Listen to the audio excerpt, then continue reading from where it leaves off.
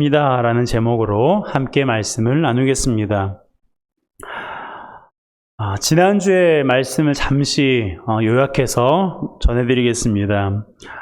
회복의 대상이 있으면 회복의 주체가 있다고 말씀드렸어요. 방금 읽은 이사야 58장은 11절을 보면 회복의 대상은 너, 즉 우리이고요. 회복의 주체는 여호와, 하나님이십니다. 우리를 물된 동산과 물이 끊어지지 아니하는 샘 같게 하시는 분, 즉 우리를 회복시키시는 분은 누구십니까? 여러분의 입술로 고백해 보시겠어요? 우리를 회복시키시는 분은 누구십니까? 누구십니까? 여호와 하나님이십니다. 그리고 하나님은 우리를 회복시키기 위해 하시는 일이 있는데요. 그 중에 첫 번째는 항상 우리를 인도하시는 것입니다. 11절 상반절 함께 읽습니다. 여호와가 너를 항상 인도하여. 여호와가 너를 항상 인도하여. 이 항상이라는 말이 어떤 뜻이라고 말씀드렸어요? 계속해서, 끊임없이. 하나님께서 우리를 끊임없이, 변함없이 계속해서 인도하세요. 공부를 잘하든 못하든, 가방끈이 길든 짧든, 외모가 저처럼 잘생겼든 아니면 그렇지 않든, 돈이 많든 적든, 경험이 많든 그렇지 않든, 모든 것과는 무관하게 하나님께서 항상 우리를 인도하십니다. 아멘이십니까?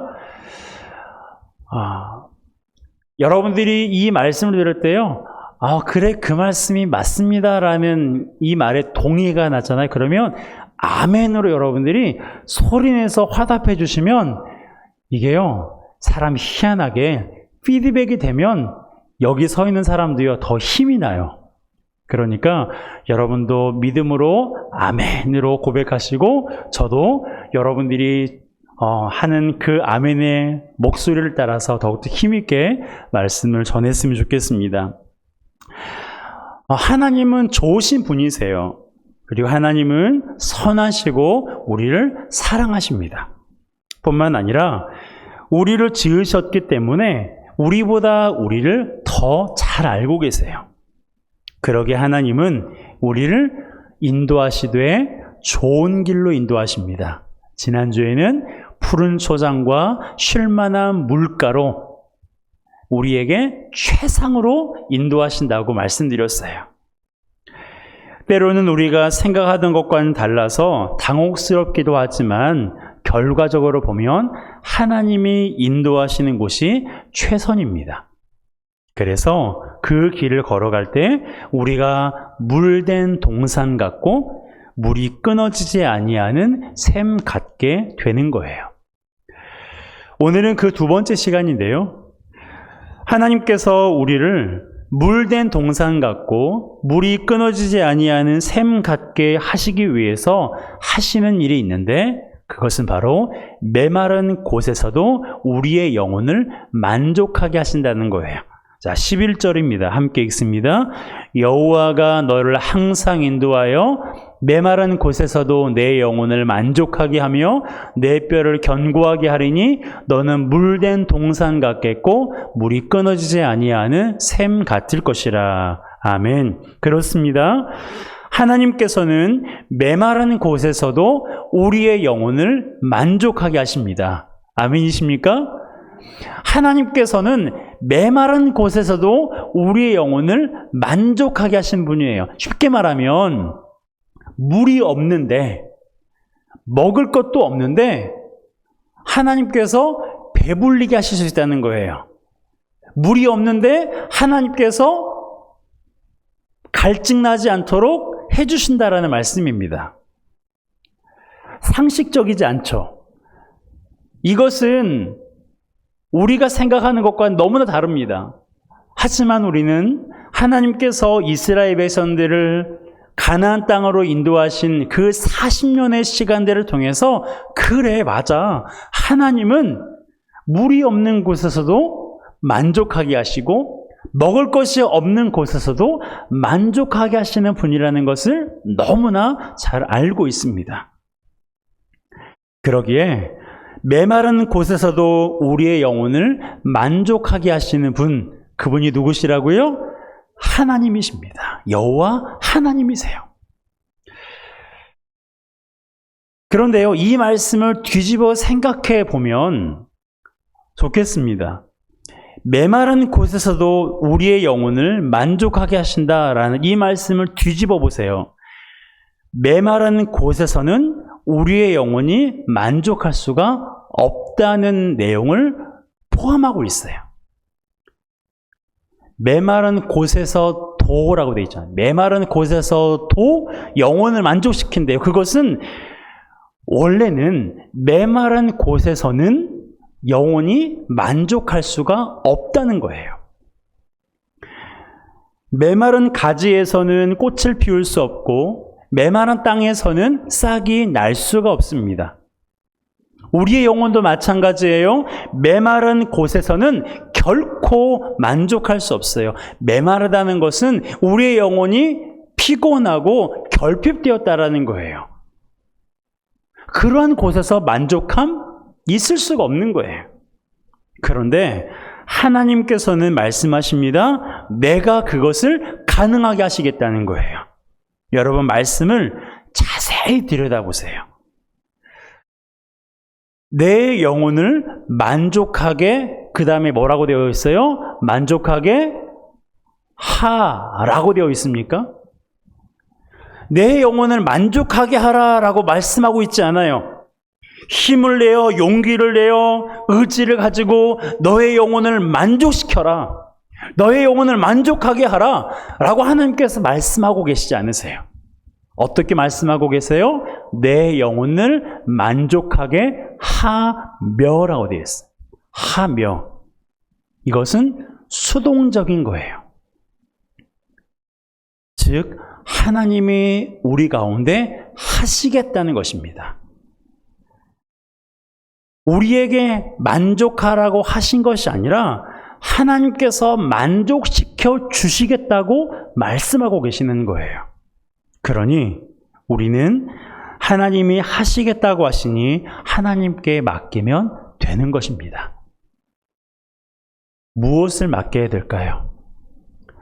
하나님께 맡기면 메마른 곳에서도 우리의 영혼을 만족시키시고 물이 없는 곳에서도 갈증을 해결해 주시고 아무것도 없는 곳에서도 우리를 먹이시는 분이신데, 그렇다면 우리는 무엇을 하나님 앞에 맡겨야 되는가? 첫 번째는요, 우리의 삶을 하나님께 맡겨야 됩니다. 여러분들은 언제 인생의 갈증을 느끼십니까? 언제 인생의 내 마음이 메말랐다라는 것을 느끼십니까? 몸이 아플 때, 갈등 관계에 있을 때, 경제적으로 힘들 때, 그리고 내가 열심히 했는데 열심히 한 만큼 어떤 상황이 나아지지 않을 때, 우리의 삶을 갈증나게 하고 메마르고 곤고하게 하는 일들이 우리 주변에 너무나 많습니다. 이때 우리는 불안하고 두렵고 근심이 많아져요. 어떤 사람들은 이것을 극복하기 위해 애쓰기도 하지만 어떤 사람들은 좌절하고 포기하기도 해요. 그런데 이러한 상황을 가장 빨리 그리고 가장 효율적으로 이겨낼 수 있는 방법이 있어요. 그것은 바로 주님께 우리의 삶을 맡겨 드리는 것입니다. 얼마큼? 100%.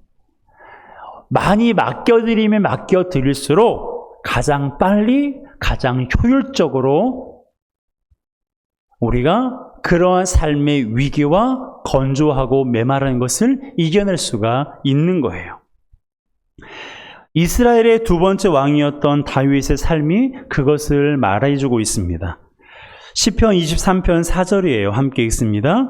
내가 사망의 음침한 골짜기로 다닐지라도 해를 두려워하지 않을 것은 주께서 나와 함께 하심이라. 주의 지팡이와 막대기가 나를 안위하시나이다. 아멘. 다윗은 지금 사망의 음침한 골짜기로 다니고 있는 그러한 상황에 처해 있습니다.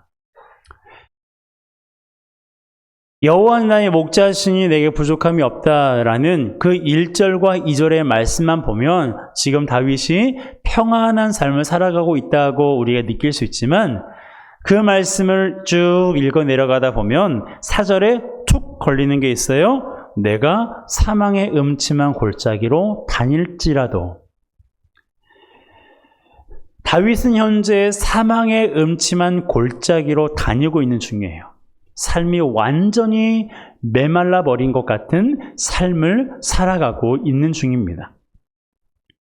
그도 그럴 것이 다윗의 삶은요, 결코 녹록치 않은 삶이었어요.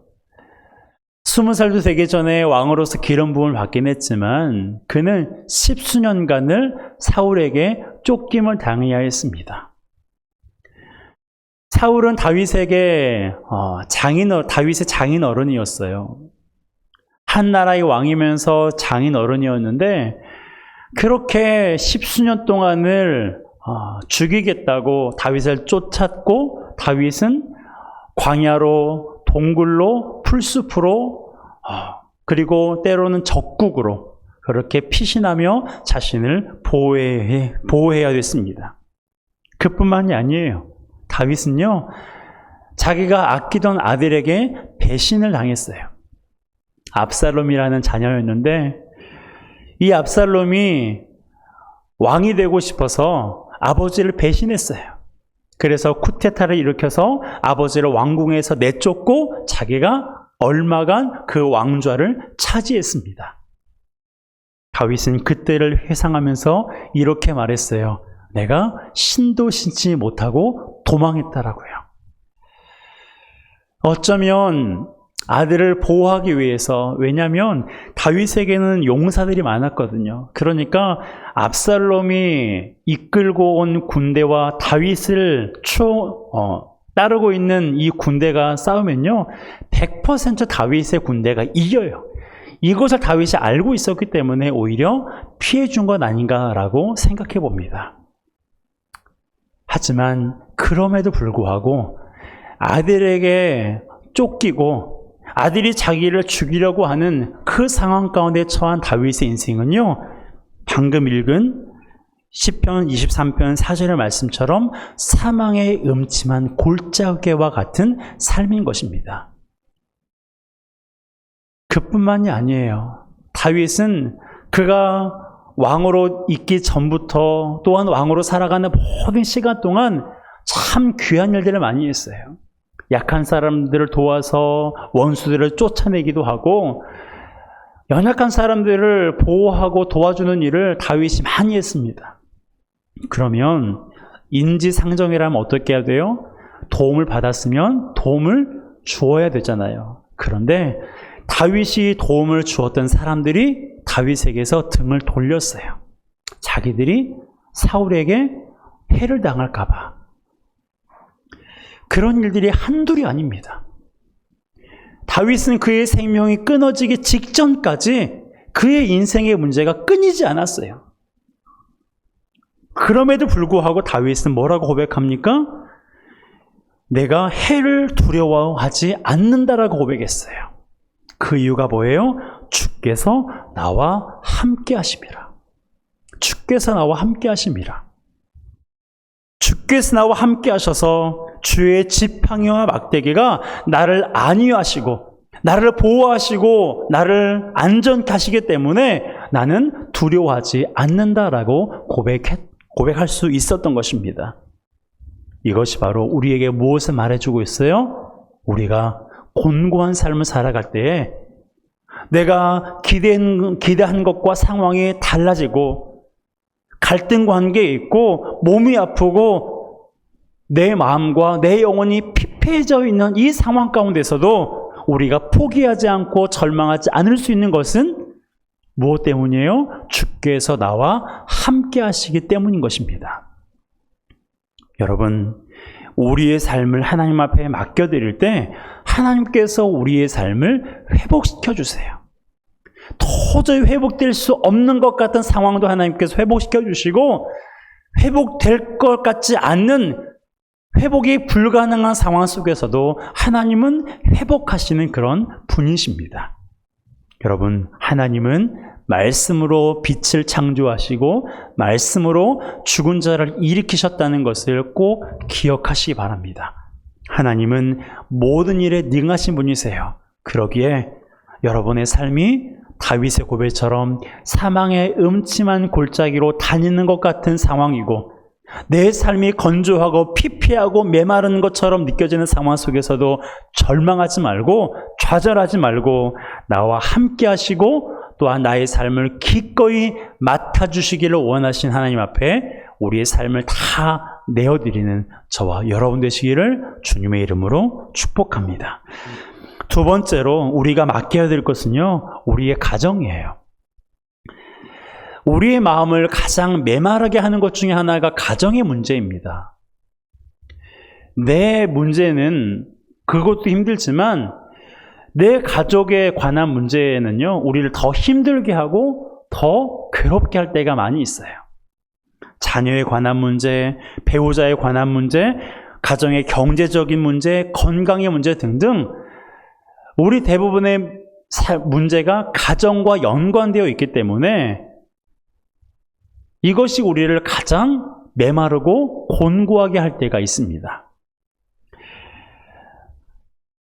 그런데 우리 주변에 보게 되면 이것을 극복하지 못하고 스스로 삶을 포기하는 사람들이 갈수록 많아지고 있어요. 송파 세모녀 사건과 같은 그런 안타까운 일들이 우리 주변에 너무나 많이 일어나고 있습니다. 그런데요, 가정의 문제도 주님께 맡겨드리면 돼요. 이 사실이 믿으십니까? 가정의 문제도 주님께 맡겨드리면 돼요. 자녀의 문제, 배우자의 문제, 경제적인 문제, 건강의 문제 등등 내 가정과 연관되어 있는 모든 문제도요, 하나님께 맡겨드리면 하나님께서 반드시 회복시키시고 물된 동산 같게 하실 것입니다. 야이로의 가정이 그것을 우리에게 보여주고 있어요. 자, 마가복음 5장 22절과 23절입니다. 함께 읽습니다. 회당장 중에 하나의 야이로라 하는 이가 와서 예수를 보고 발 아래 엎드려 간곡히 구하여 이르되 내 어린 딸이 죽게 되었사오니 오셔서 그 위에 손을 얹으사 그로 구원을 받아 살게 하소서 하거늘. 야이로의 딸이 겨우 12살밖에 되지 않았습니다. 이 12살 된 딸이 지금 야이로의 말을 빌리자면 죽게 되었어요. 죽어가고 있었어요. 사랑하는 딸이 죽어가는 것보다 가정의 문제에 심각하고 또한 괴로운 문제가 없습니다. 그런데 야이로의 가정에 이런 문제가 생겼어요. 딸이 죽어가게 되는 상황 속에서 부모는 아무것도 할 수 없습니다. 살릴 수도 없고 낫게 할 수도 없고 그 생명을 연장시킬 수도 없어요. 너무나 사랑하지만 너무나 아끼지만 내가 가진 모든 것을 다 쏟아 부어서라도 이 아이가 살 수 있으면 그렇게 할 수 있을 텐데 그렇게 할지라도 죽어가는 아이를 살릴 수가 없어요. 절망적입니다. 너무나 고통스럽고 너무나 괴롭습니다. 하지만 이때 야이로가 가장 잘한 것이 무엇입니까? 그가 예수님께 나와 자기의 딸을 살려달라고 호소한 거예요. 예수님께 나아오게 된 것, 그것이 야이로가 한 것 중에 가장 잘한 일입니다. 야이로가 어떤 사람이라고요? 회당장이었어요. 회당은 율법을 읽고 모세 오경을 읽고 그것을 풀이하고 해석하고 하나님께 예배하는 그곳이에요. 회당장은 아무나 될 수 있는 사람이 아니었습니다. 사람들에게 존경을 받아야 되고 또한 어느 정도 신앙과 율법에 대한 지식이 있는 사람이어야 됐어요.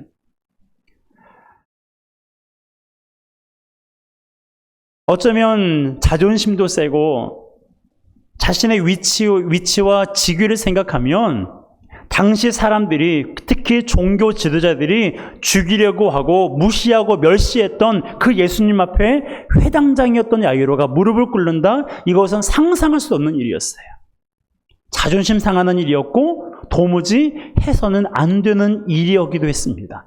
그럼에도 불구하고 딸이 죽어가는 문제 앞에서 야이로가 할 수 있는 것은 예수님께 나와 내 딸을 살려달라고 하소연하는 것뿐이었어요.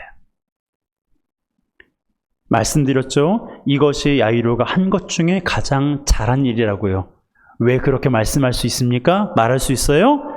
예수님께서 오셔서 이 딸을 살려주셨거든요. 이미 죽었어요.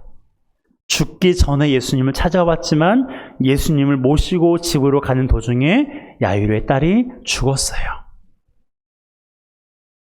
하지만 예수님은 이 아이가 잔다고 말씀하셨고 그 아이의 손을 붙잡고 말씀하셨습니다. 달리다고. 아이야, 일어나라. 여러분, 가정의 문제를 주님 앞에 가지고 나아왔더니 하나님께서 이 가정의 절망적이고 고통스러운 문제를 해결하시고 극복해 주셨어요. 죽음의 문제도, 가정의 죽음의 문제도 하나님께서 해결해 주셨는데 이보다 더 큰 문제가 어디 있습니까? 우리 가정에 여러 가지 문제가 있지만 내 사랑하는 자녀가 죽어가는 문제보다 더 심각하고 더 괴로운 문제가 어디 있어요? 그런데 예수님께서 죽음의 문제도 해결해 주셨는데 어찌 그 외에 다른 문제도 해결해 주시지 않으시겠습니까? 여러분, 그러기에 우리 가정 가운데 어떠한 문제가 있든 그 문제를 내가 해결하려고 고군분투하지 마시고요. 그것을 내가 극복하기 위하여서 내 힘과 의지만 가지고 하지 마시고요. 오직 하나님 앞에 철저하게 맡기는 저와 여러분 되시기를 주님의 이름으로 축복합니다. 가정의 문제를 맡기시겠습니까? 여러분의 가정의 문제를 주님께 맡기시겠습니까? 하나님께서 그것을 해결하실 것을 믿으십니까? 그 믿음이 여러분의 가정을 평안케 하실 것입니다. 그 믿음이 여러분의 가정 가운데 하나님의 영광으로 충만케 하실 것입니다. 이처럼 개인의 삶과 가정을 주님께 맡기면 주님께서 만족시켜 주세요. 주님께서 회복시키시고 주님께서 물이 끊어지지 아니하는 샘 같게 하신 것입니다. 이것을 통해서 우리가 알 수 있는 것이 무엇입니까? 내 개인의 문제와 가정의 문제를 주님께 드리면 주님께서 회복시키시는데 하물며 다른 문제는 아니겠습니까? 다른 모든 문제도 마찬가지인 거예요. 학교의 문제, 직장 문제, 더 나아가서는 나라와 세계의 문제도 주님께 맡기면 되는 거예요. 이 중에서 한 가지만 짧게 말씀드리고 싶은데요. 우리가 속해 있는 이 나라를 주님께 맡겨드려야 돼요. 하나님께서 모세를 통해서 이스라엘 백성들에게 이렇게 말씀하신 적이 있어요. 출애굽기 19장 5절입니다. 함께 읽습니다. 세계가 다 내게 속하였나니 너희가 내 말을 잘 듣고 내 언약을 지키면 너희는 모든 민족 중에서 내 소유가 되겠고. 자, 따라할까요? 세계가 다 하나님께 속했습니다. 세계가 다 하나님께 속했어요. 성경에 분명히 이것을 말해주고 있습니다. 세계가 다 나에게 속했다. 하나님께 속했다고 말씀하셨어요. 여러분, 이것은 당연한 거예요. 하나님께서 사람을 지으시고 하나님께서 사람을 통해서 역사하시기 때문에 모든 세계가 하나님께 속했다고 말하는 것은요, 너무나 당연한 일이에요. 그렇기 때문에 하나님께서는 당신이 처음으로 세우신 나라인 이스라엘이라는 이 나라만 생각하지 않으시는 거예요. 하나님께서 이스라엘을 아브라함을 통해서 세우셨는데 그렇다고 해서 하나님께서 이스라엘만 생각하셨느냐? 그렇지 않습니다. 하나님이 세우셨지만 이스라엘만 사랑하시고 이스라엘 백성들만 구원하신 게 아니에요. 성경을 보면 애굽, 아랍, 모압, 암몬 등등의 나라도 하나님께서 사랑하셨어요. 그것을 어떻게 알 수 있습니까? 그곳에도 하나님께서 선지자를 보내셨거든요. 당신의 백성만 사랑하시고 당신이 세우신 이스라엘 백성들만 구원하기를 원하셨다면 굳이 다른 나라에 하나님께서 선지자를 보내지 않으셨을 거예요. 하지만 하나님은 다른 나라에도 이스라엘을 공격하고 억압하고 핍박하는 나라일지라도 그 나라에도 선지자를 보내주셨고 그곳에도 하나님의 말씀을 전하여 회개를 촉구하셨어요. 그 중에 한 나라가 니느웨입니다. 니느웨 하면 제일 먼저 생각나는 선지자가 요나이죠. 하나님께서 니느웨를 구원하시기 위해서 이 요나 선지자를 보내셨어요. 그런데 이 요나가 하나님의 명령을 듣지 않고 다시스로 가는 배를 탔습니다. 하나님께서 요나를 꾸짖고 물고기를 보내셔서 니느웨로 요나를 데려오셨으면 요나가 힘을 다해서 자신의 생명을 살려주셨으니까 이제는 회개하면서 힘을 내어 하나님을 믿으라고 하나님께 돌아오라고 그렇게 힘있게 외쳐야 되는데 건성으로 했어요. 하는 둥 마는 둥 했어요. 그런데도 놀라운 일이 일어났습니다. 성경에 보니까 그렇게 건성으로 하나님의 말씀을 전했는데 며칠이나 걸려야 그 성을 다 돌 수 있는 그 성을 겨우 한나절 돌면서 그렇게 말했는데 성경에 보니까 왕으로부터 가축에게 이르기까지 모든 것들이 다 금식하며 하나님 앞에 회개했어요. 기적이 일어난 거예요. 그 결과 하나님께서 12만 명이나 되는 니느웨 백성들을 구원해 주셨어요. 나중에 또 하나님을 배역하고 우상을 섬기게 되어서 하나님께서 또 그 나라를 징계하긴 하셨지만 하나님께서 1차적으로는 니느웨 백성들에게 내리기로 한 징계를 내리지 않으셨습니다. 그걸 보면 하나님께서 이스라엘이라는 한 나라만 사랑하신 것이 아니라 온 세계를 하나님이 사랑하셨고 그들이 주님께 돌아오기를 간절히 원하셨다는 것을 우리가 알 수가 있습니다. 그 중에 한 나라가 또 어떤 나라예요? 우리나라예요. 140년 전에 우리나라에 본격적으로 선교사를 보내셔서 이 나라에 복음이 심기우게 하셨고 지금까지 수백만에 이르는 사람들이 하나님을 아버지로 부르고 있게 된 것입니다. 또한 지금도 세계 거의 모든 나라에 선교사가 파송되어 있어서 그곳에 복음을 전하고 있어요. 하나님께서 왜 그렇게 하실까요? 온 세계가 하나님께 속해 있기 때문에 그래요. 그렇기 때문에 우리는 나가지는 못하더라도 그곳에 나가 있는 선교사들을 위해서 기도하고 또한 그곳에 살고 있는 사람들을 위해서 기도할 때 하나님께서 우리의 기도를 통해서 그곳에도 복음의 씨앗이 심겨지게 하시고 그곳에도 우리나라와 같이 하나님을 예배하는 교회가 많아지게 하실 것입니다. 여러분, 이처럼 우리는 하나님 앞에 모든 것을 맡겨드려야 돼요. 하나님께 이 나라를 맡겨드리면 하나님께서 이 나라를 책임져 주십니다.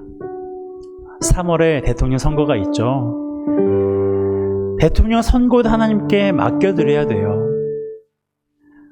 하나님께서 이 나라에 가장 필요한 지도자를 세우실 것입니다. 대통령뿐만이 아니에요. 우리 한 사람 한 사람, 이 나라의 국민 한 사람 한 사람인 우리가 하나님 앞에 우리의 삶을 내어드리고 우리의 가정을 내어드리고 교회를 내어드리고 이 나라를 온전히 내어드릴 때 하나님께서 온전히 통치하시는 이 나라와 이 민족이 될 것입니다. 그때 하나님의 나라가 확장될 것이고 이 땅의 많은 백성들이 하나님께로 돌아와 구원에 이르게 될 것입니다.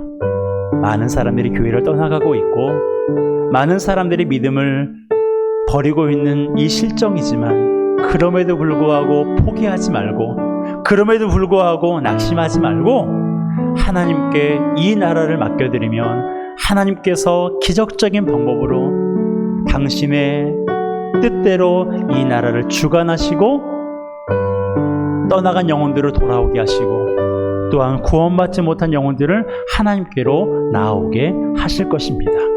그리고 이 나라가 사람들은 경제적인 회복이 일어나면 모든 것이 회복될 것처럼 여겨지지만 과연 그럴까요? 성경이 그렇지 않다는 것을 우리에게 보여주고 있어요.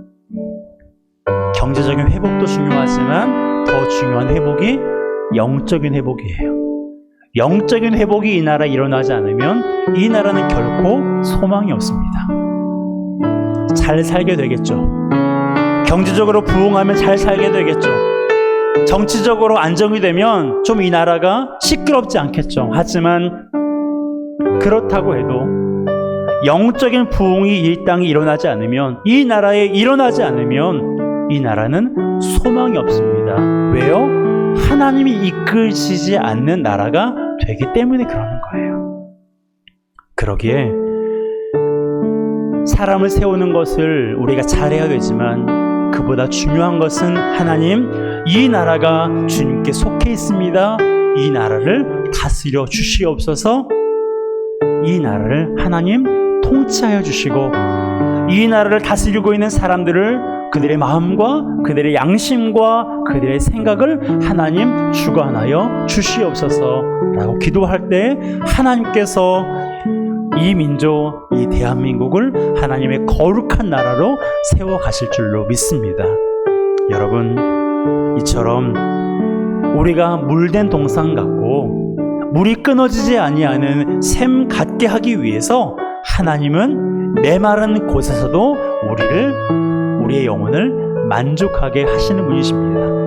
그러므로 우리 삶과 가정과 이 나라 가운데 메말라 있는 것 같은 그런 상황 속에서 포기하거나 낙심하지 마시고 그곳에서도 우리 영혼을 만족시키고 또한 그곳조차도 회복시키시는 그 하나님을 온전히 믿고 나아가는 저와 여러분 되시기를 주님의 이름으로 축복합니다. 함께 찬양하겠습니다.